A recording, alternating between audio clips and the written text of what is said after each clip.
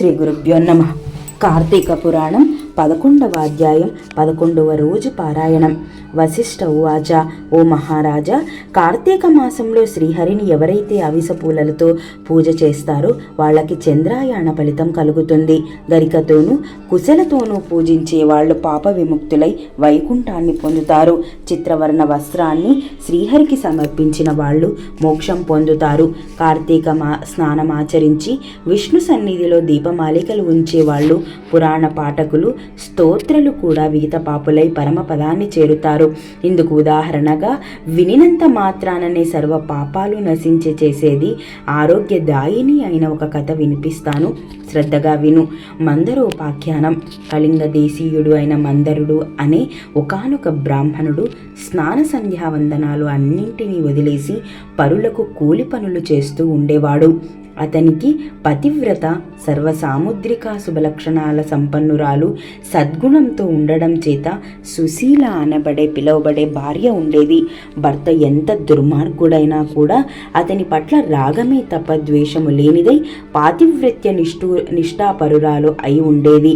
కొన్నాళ్ల తర్వాత కూలితో జీవించడం కష్టమని భావించిన మందరుడు అరణ్యంలో ఉంటూ ఖడ్గం చేత పట్టి దారులు కాసి బాటసారలను కొట్టి వారి నుండి ధనం అపహరిస్తూ కాలాన్ని గడపసాగాడు. ఆ దొంగ సొత్తును ఇరుగు పొరుగు దేశాలకు తీసుకొని పోయి అమ్మి ఆ సొమ్ముతో కుటుంబ పోషణ చేసేవాడు.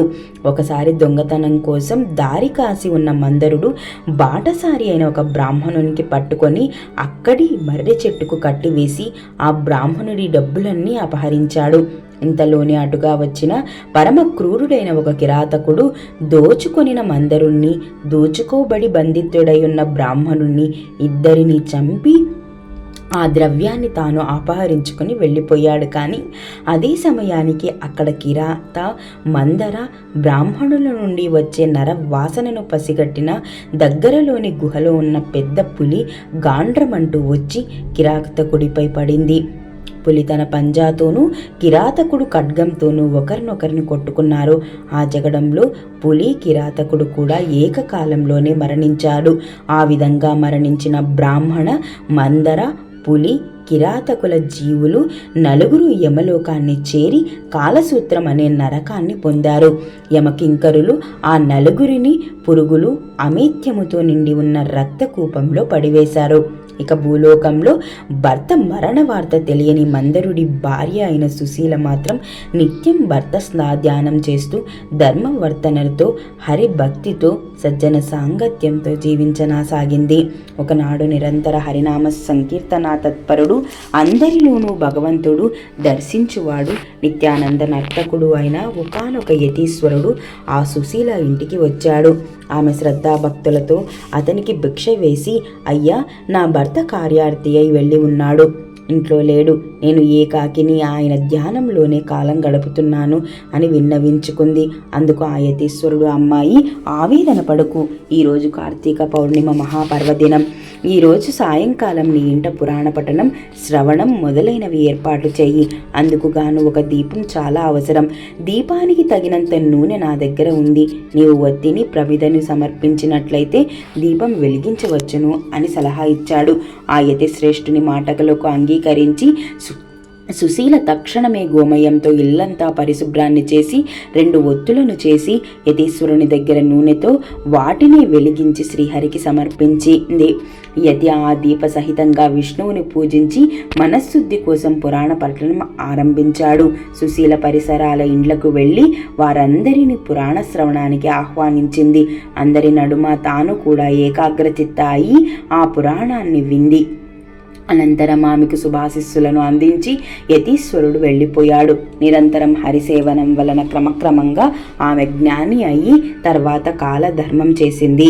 తక్షణమే శంకుచక్రాలు కలిగిన చతుర్బాహువులు, పద్మాక్షులు, పీతాంబరధరులు అయిన విష్ణుదూతలు నందనవన సుందర మందరాది సుమాలతోనూ రత్నమౌక్తిక ప్రవాళధులతోనూ నిర్మించిన మాలి కాంబర ఆభరణాలను అలంకరించుకొని ఉన్న దివ్య విమానాన్ని తెచ్చి సుశీలకు అందులో ఎక్కించుకొని వైకుంఠానికి తీసుకువెళ్ళసాగారు.